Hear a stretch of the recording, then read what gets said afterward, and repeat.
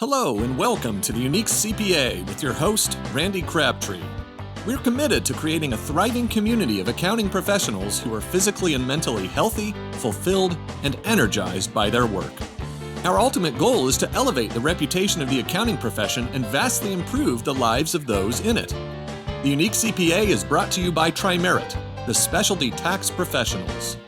Today on the Unique CPA, I'm joined by Jeremy Jones, who is Frazier and Deeter's Chief Operating Officer and soon-to-be next managing partner, and Shawn Menard, who's the firm's Chief People Officer, which I love that title. Today, we're going to be discussing a few key topics, and as always happens on the show, I'm sure we'll veer into some other topics as well. But just to give you a little preview of what we expect to talk about today, emotional intelligence and the importance of that, even comparing that to technical expertise. We're going to talk about scaling a firm and how to do that while you're doing M&A transactions. And we're going to talk about leadership and what flat leadership could look like in a 700 plus person firm. Before I keep going further, Jeremy, Shawn, welcome to the Unique CPA. Thanks for having us, Randy. Awesome. Thank you. Yeah, looking forward to a discussion. I've been a fan of your firm and involved with your firm from knowing people there for a long time now. I mean, I think it's 10 to 15 years. It's somewhere in that range. And I've had a lot, if we talk about culture, which we're going to talk about a little today, I've had a lot of fun in the past at the Frazier and Deeter Christmas parties in the past. That's some good culture creating experience there. So they are legendary here in the Atlanta market for sure. They are. It's been fun. So let's before we get going on to those three topics I mentioned, I don't know who wants to take this, but let's get a little more background on Frazier and Deeter, maybe even some history and where you are today, and whoever wants it. Yeah, thanks again, Randy, for having us on today. Great being on. Big fan of Randy Crabtree and this the Unique CPA podcast. So thanks for inviting us on today. Frazier and Deeter has been around since 1981. Jim Frazier and David Deeter came out of a large firm at the time and wanted to create a middle market firm that gave more white glove service to our clients and really focused on the middle market. So Jim and David are still around today, still walk the halls. I actually had a conversation this morning with Jim, so it's great to keep the founders around after 44 years. But the firm has grown over the years, and we are a full-service CPA firm based in Atlanta, but we have offices across the globe. So we have 2 offices in the UK as well as several here in the States. And most recently, in May of this year, Randy, we took on a growth equity partner in General Atlantic. So we closed that transaction in early May. And that was really to set the firm up for the future. And we're excited with where we're going with GA as our partner. And we're looking forward to what the future holds.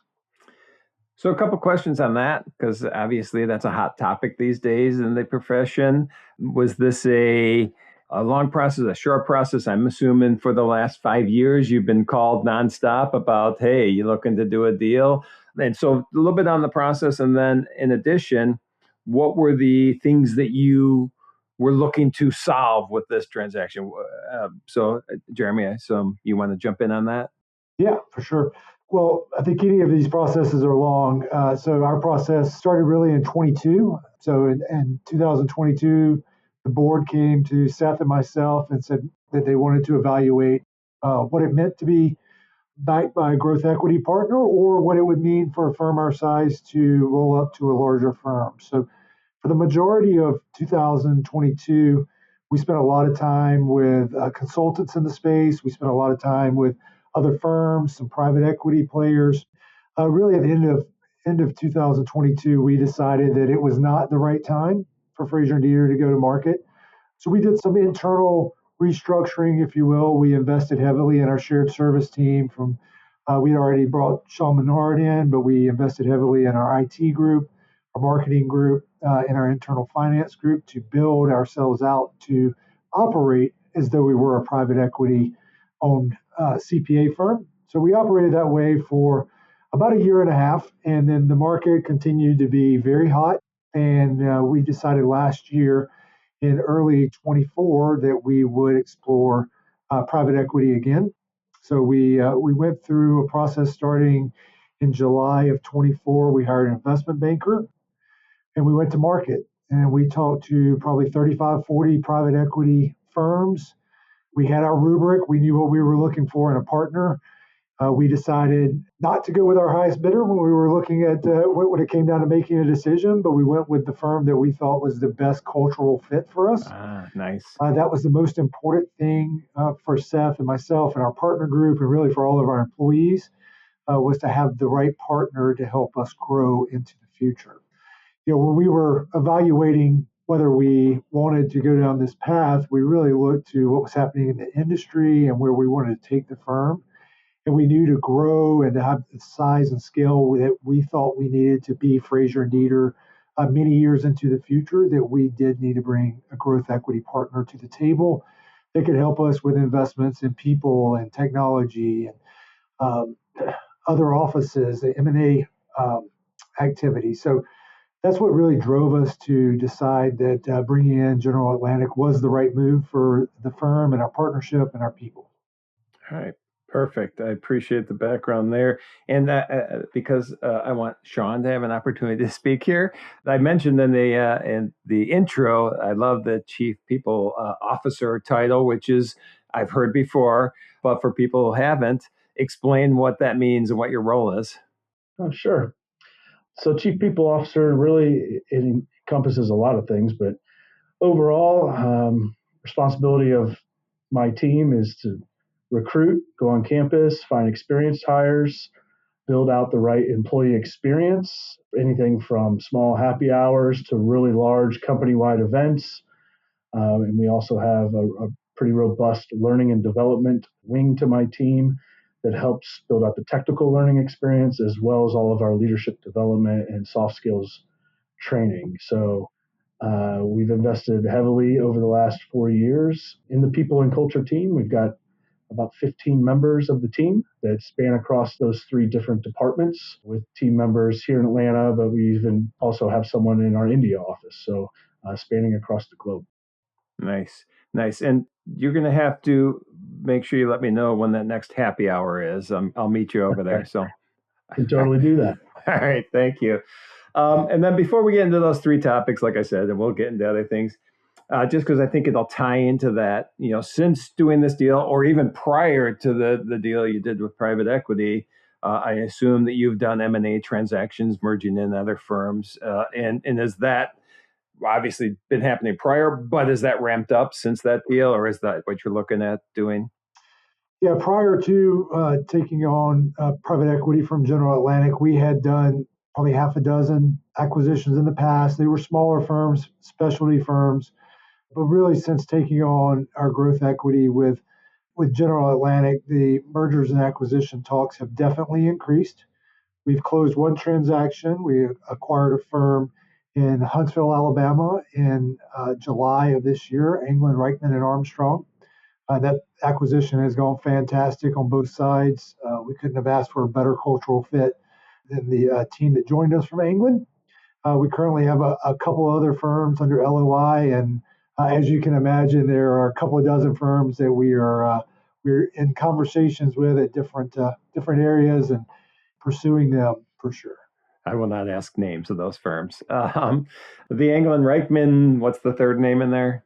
Armstrong. I always forget, and I know it's Steve Armstrong. Do I have that right? Yep, Stephen Armstrong. Yeah, yep. And I know all of them. I actually have known that firm longer than I've known your firm. Yeah, they are, and I actually probably knew that deal happened, but I completely forgot until you said it. So I'm excited about that deal. That's a great firm. From a fit standpoint, when you're looking at, let's say, them or other deals, and you mentioned it's specialty firm maybe, or you're looking maybe geographically, or is there a service that they have? All of the above. When you're looking at transactions, what comes into play? Yeah, when we're looking at potential acquisition targets, we obviously want firms that are in good markets, that are well-run firms, are growing, and have a second level of talent. So we appreciate that senior partners have grown a firm, but when we're looking to invest in a firm, we want to know that we have some younger partners or younger talent that can really help us grow into the future. Yeah, it could be a specialized service offering they have, could be a specialized industry. England, for example, was heavy in government contracting. Yep. We had some government contracting, but not as strong there as England was. So they've definitely augmented our ability with government contracting. And then, the geographical expansion. But honestly, when we look at firms, the first thing we lead with is it going to be a good cultural fit for Frazier and Deeter? Yep. Is it going to fit in to who we are? Are their partners going to be good partners to our firm? And are their people going to fit in with our firm? If the answer is no, that's not a bad thing. But if the answer is no, no amount of money, no deal structure is going to fix that, we will move on from that potential at that point. Well, let's expand on that because that was one of the key topics that we brought up at the beginning. And you already mentioned it twice. You mentioned it with the culture with the PE firm, and you mentioned the culture with when you're looking to merge firms in. And so when you are scaling now, which you have been for a long time on a growth mode, how do you make sure that the culture is going to be a good fit? But then the next question on that, and you can answer the first one first, but I'll forget about it if I don't say it now. Are there opportunities, or do you find times when you look at another firm, it's like, wow, that culture is something that we really should try to integrate more of what they're doing in with us as well? Yeah, I'll jump in here, Jeremy. One of the main things, like you said, culture fit is so important to us, not only with our growth equity, but with potential acquisitions.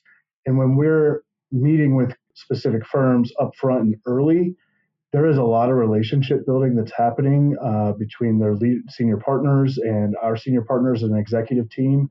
We spend a lot of time getting to know them, understand their story, how they've built their organization, what their culture is like, what are they most proud of, what are they looking to do by merging in with a firm like us.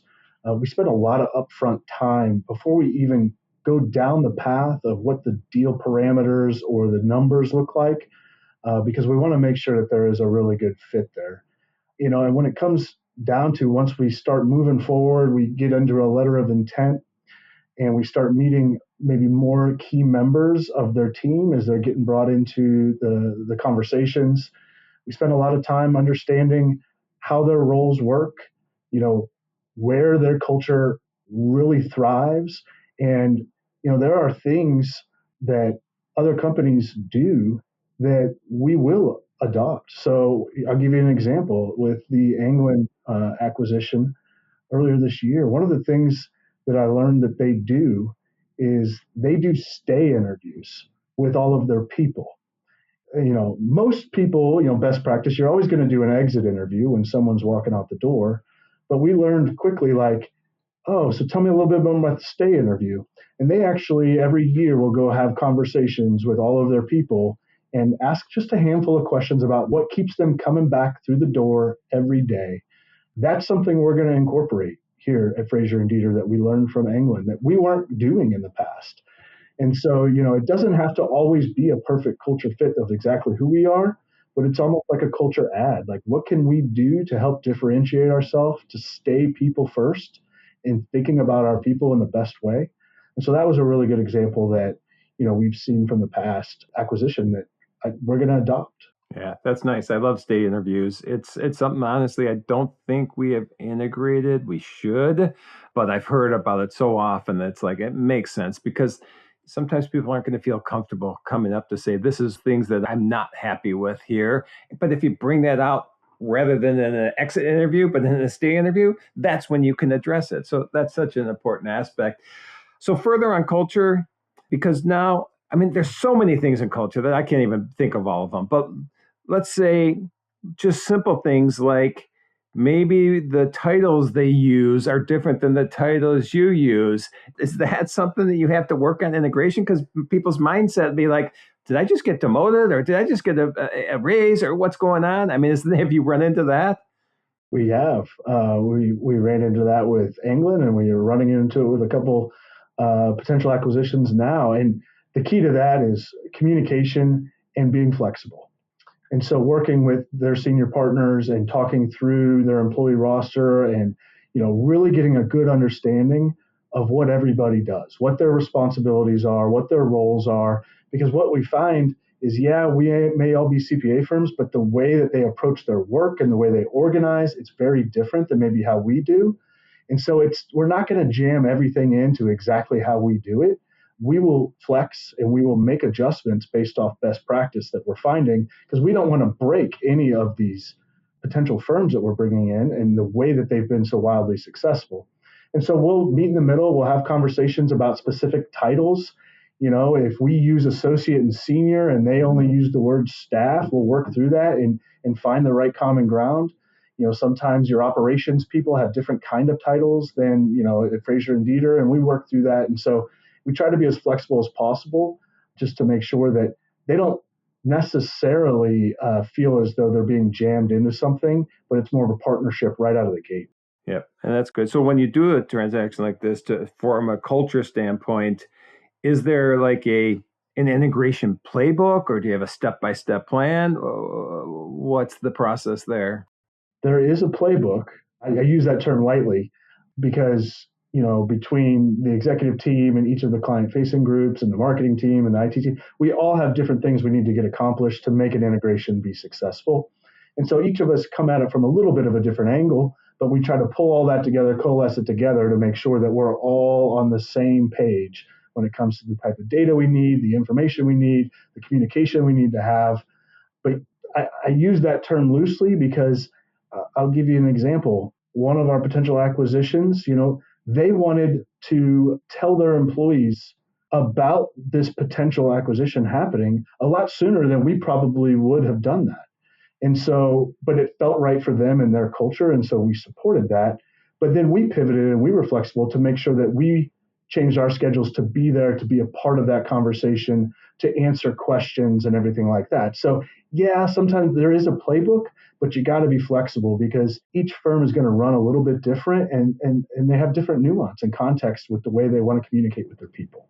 And I think it's important, Shawn, to point out that, with the integrations, we do have a full-scale cross-functional integration team that their job is only to focus on integrating these firms that we acquire. And that is a differentiator in the market, but it is critical, or we believe it's critical to our success that any firms we acquire become fully integrated into Frazier and Deeter and are part of the Frazier and Deeter team, and they don't operate as a standalone office or a standalone team for very long. Yeah. And that takes more time and more money. And that's okay because we want it to feel like one firm. And so we're willing to invest that time and money to make sure that we get it right and they feel a part of something bigger. Yeah, I love that. I was having a conversation just yesterday with somebody, Alan Whitman, who used to be managing partner of Baker Tilly, and we were talking about that type of one firm and doing what's right for the client, not specifically for my book of business or anything like that. And so integrating everybody into that mindset, I think, is super important. I'm really intrigued about the one topic that you guys suggested we talk about, which is what the flat leadership model looks like, and especially in a firm that's 700 people. So, first thing I think is flat leadership is okay, so everybody in the company is a leader. What do you mean by flat leadership, first off? Yeah, we're almost 700 people. We have 3 major business lines of tax, audit, and advisory/consulting. And we have 3 heads of department for those different groups. But we have a lot of partners that roll up into each one of those groups. And so there's a lot of responsibility on those heads of department to run their business on a day-to-day basis. And one of the ways that we've really found that has helped us thrive when it comes to flat leadership and not having a ton of hierarchical structure within our partner groups, so our partners can really focus on servicing clients, is really getting everyone on the same page with the language that we use around leadership. And so we've built a handful of really specific, nuanced leadership development programs that we have put all of our partners, all of our managers and senior managers, and all of our associates and seniors through to where everyone's learning what leadership looks like here at Frazier and Deeter. They're learning best practice, and they're learning the language that we use to develop others and to give feedback. And so when you have a head of a department who might have 20 or 25 different partners that they're responsible for, they can empower their partners to go off and develop people and have real feedback and developmental conversations with their people without them feeling like they've got to be in the weeds on it, because everybody's using the same language and the same theories around what we think leadership looks like. Jeremy, any corrections? No, he pretty much nailed it. I guess Shawn's got us trained right, since we all speak from the same playbook. Nice. And so I want to back up, Shawn. Did you say there's a program in place where everybody's learning these leadership skills? Can you expand on that? Because that's one thing that I don't think we teach leadership. We just assume somebody's good at doing a tax return, and so now they're the next manager or the next leader of that group. And so actually being intentional about what leadership is and means. So yeah, if you can expand on how you do that, that'd be great. Yeah, so we built a program, it's called Accelerate, but it's leadership for all. So from associate all the way up to partner. And we take different topics throughout the year. We work our way around busy season. We'll offer topics at different times throughout the year, so everybody has a chance to participate based off of their schedule. But when we take those topics, we'll put people in cohort groups to where they learn from each other. We'll have associates in the same cohort group as a manager, a senior manager, or partner, and they are listening to podcasts. They are watching videos. They are reading articles about specific topics. And then they come back together and they learn it the FD way. So you take those topics, you talk about how that applies here at FD, how does that apply on your job? And so we have many of those different options throughout the year. And then another part of that Accelerate program is promotion readiness or manager readiness training. So a lot of our associates and seniors will start going through some manager specific development before they're even promoted into that role, to get them ready for it. And they get to practice developing others. They get to practice feedback.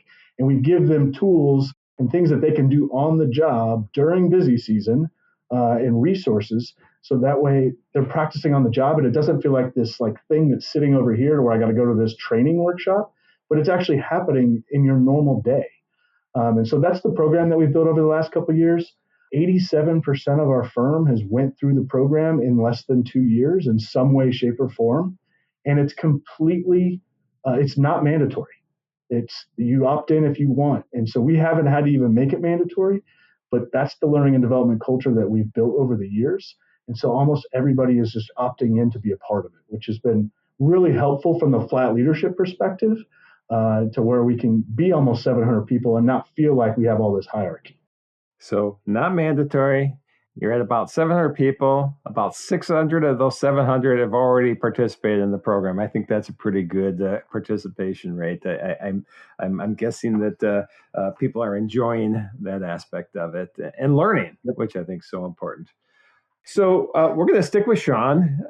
Jeremy, it's been nice talking to you. We'll talk to you later. But you picked the topics, not me. So I'm just saying. Although they were all I wanted to talk about every one of these. So that's pretty cool. So the next topic, which I'm guessing falls under the chief people officer role, is the talking about the emotional intelligence and the importance of that. And then actually, when we talked about it, when you sent this over, is like even contrasting that with your technical expertise. So, and you said specifically with promotion. So are we looking more at this emotional intelligence when we're deciding who's going to go to the next level of promotion? And then before we even get there, everybody knows their emotional intelligence. They've heard it, but I don't think everybody has the same definition. How do you look at emotional intelligence? Yeah, emotional intelligence, it's having the understanding and the wherewithal to be able to meet someone with empathy and know where they're coming from and understand context of their viewpoint. And so you can read a room, step into a meeting and understand the vibe of what's going on and know how to fill in the gap. That's the most practical way I can talk a little bit about emotional intelligence. And when I think about emotional intelligence and the way we look at it and view it here at Frazier and Deeter, it starts with campus recruitment all the way down. When we're looking for interns, when we're interviewing and we've got people on campus meeting people, yes, the technical learning that they're doing and their GPA and all of those things, we look at all of that, don't get me wrong, but that's table stakes. The thing that really separates for us is how do they interact with other people Can they read other people? Are they humble, hungry, smart? Like there are things that we're looking for on campus that will separate them when they start their career with us. Because what we've found is once they get here, there's a lot of technical learning and expertise that we have to train up anyway when they get here. And so that's a lot easier to teach and train. The emotional intelligence piece takes a little bit more work. And so if you can find people that have already done a little bit of that work on their own, or they're naturally inclined that way, we find that they move through their career progression quicker. And so we see associates get to senior and senior to manager and manager to all the way up to partner much quicker when they have those extra skill sets innate. And so we search for it, we look for it, we train to it. It does not discount the technical piece at all. It doesn't. That is table stakes. And when you couple that with what's going on in society and the world right now with AI and all of the things that we're going to be having to manage when it comes to technical skills, some of the things that people are learning might be obsolete for them to have to do as a task in the next few years. So the thing that's going to help you thrive in your career is going to be, how do you interact with others? Do you have that emotional intelligence to be able to read a room and to influence others? Yeah, I agree completely. Do you think part of that gets enhanced, or the people that maybe don't have that high level already, part of that leadership program, is that built into there? It is, yeah. So within the leadership programs that we've built, like we're really intentional about making emotional intelligence, psychological safety, development of others, feedback, how to influence others. Those topics are all embedded inside of our leadership programs to give people practical tools and practice on how to bring the best out of themselves when it comes to those. All right, Jeremy, I'm going to give you an opportunity to answer this, and then we'll see if you want to hand it over to Shawn or not. And Shawn alluded to it, but the skills that people are going to need in this profession for the future, maybe some of the same, but there's going to be new skills. There's going to be emotional intelligence being part of it, but just being able to manage how to use AI in this setting. Do you see there's skills that you're looking for the future that are not as prevalent right now, or that you see are important when you're looking at new people today? Obviously, one of the big areas that we are focused on is, do people have the ability to use new and innovative technology and artificial intelligence? That is going to be a big part of the future. I think a big part of what we do.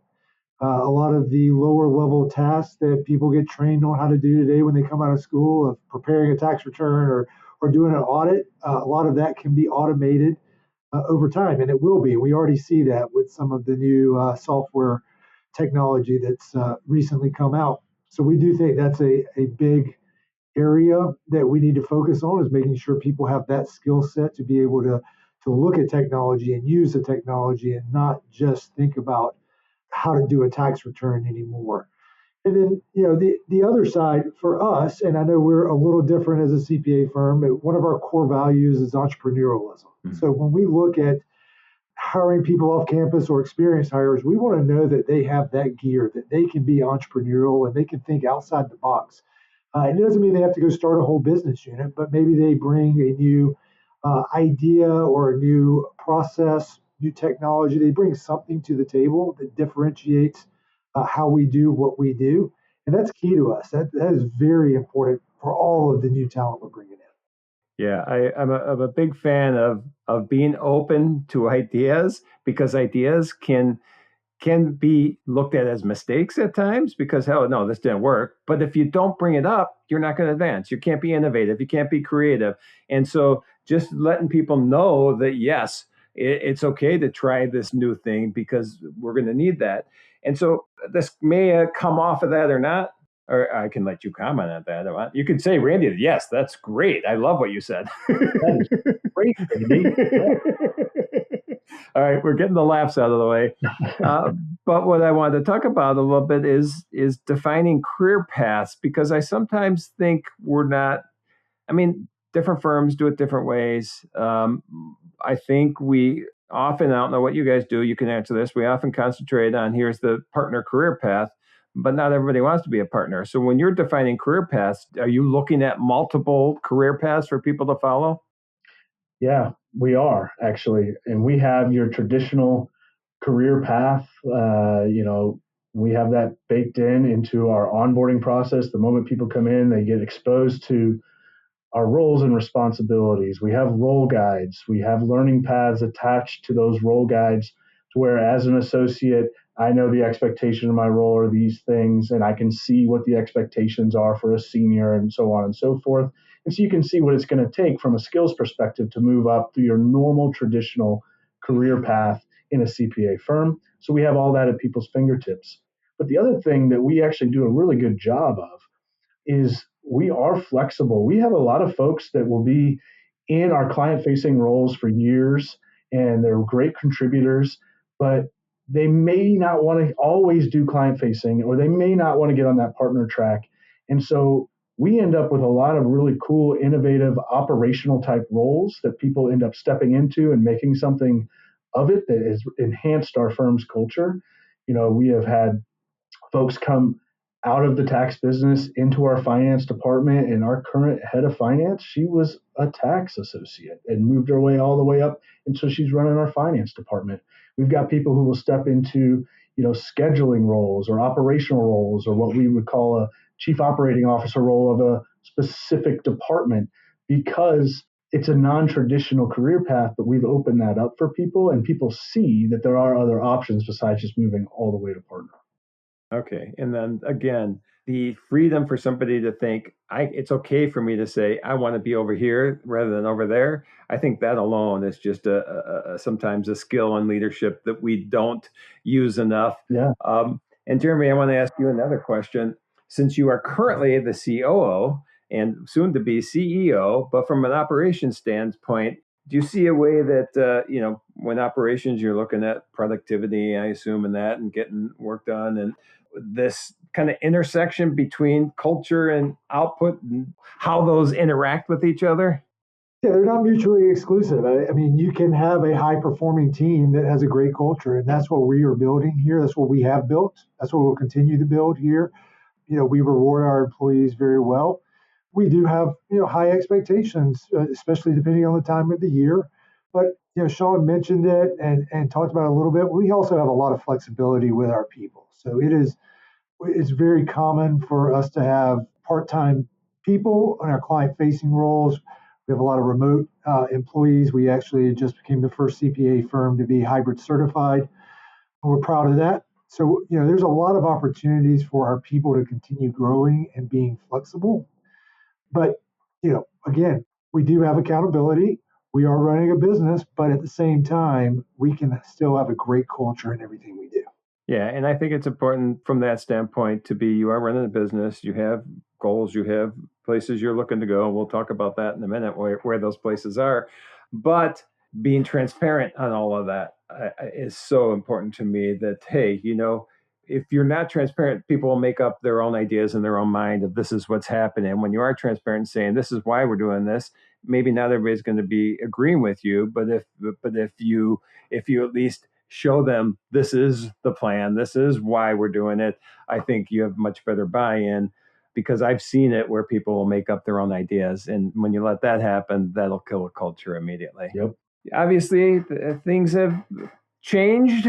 Things are changing, all for the good, it sounds like. But the next change, or at least major change that comes into play, will be January 1st when Jeremy Jones becomes the CEO of Frazier and Deeter. I assume you're going to continue things as is, but where do you see? Are there some changes you want to make, or do you see, in general, what's the future of Frazier and Deeter? Where do you see going? Are we going to be, you already mentioned global, but are we going to be, an office in every state? Are we going to be, just give me the high level picture of what's going on with Frazier and Deeter.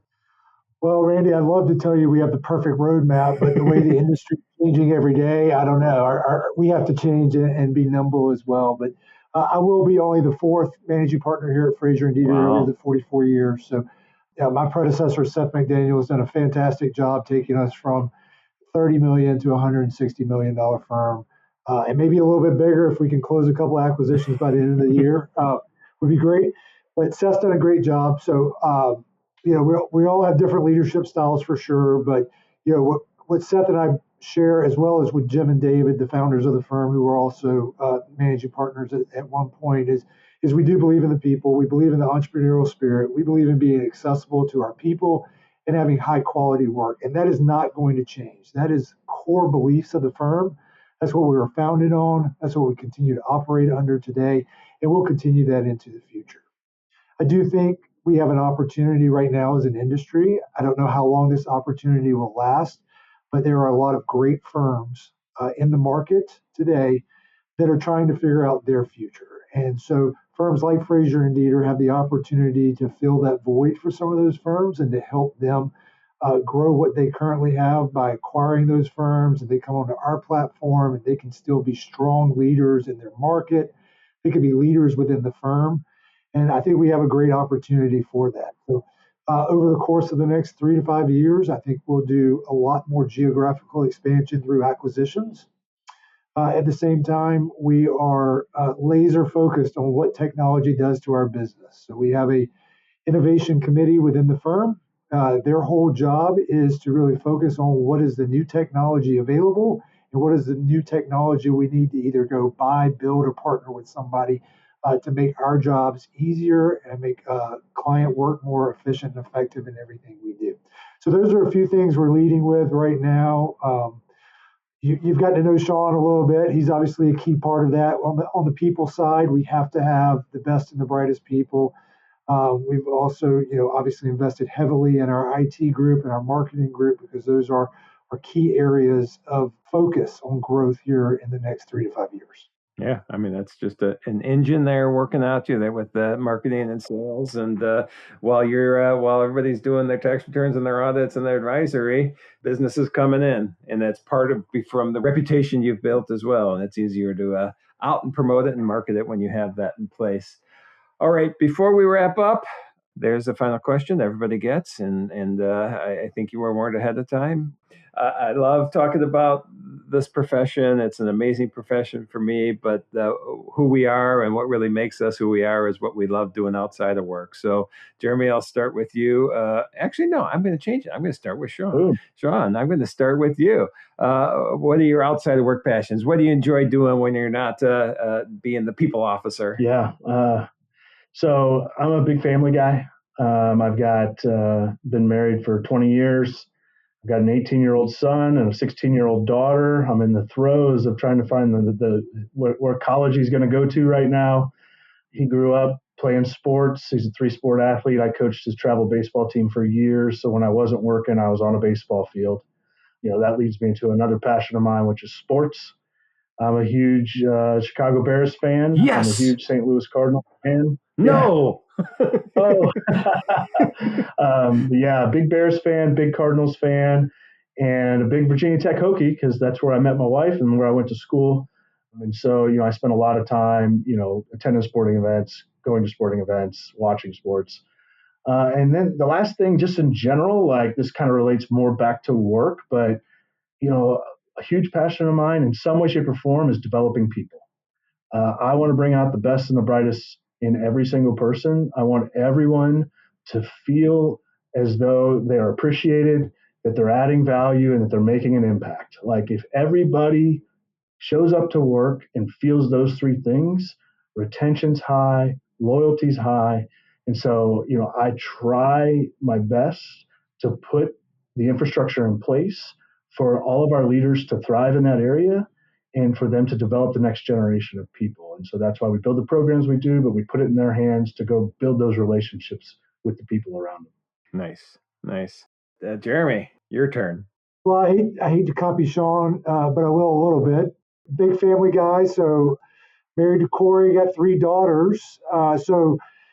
My life for really the past 27 years has been around raising girls. And my wife and I actually just became empty nesters in August of this year. Wow. Our youngest went to college. So it's always interesting when you have to learn how to redate your wife after you've had 3 kids around the house for, all these years. But it's been fantastic.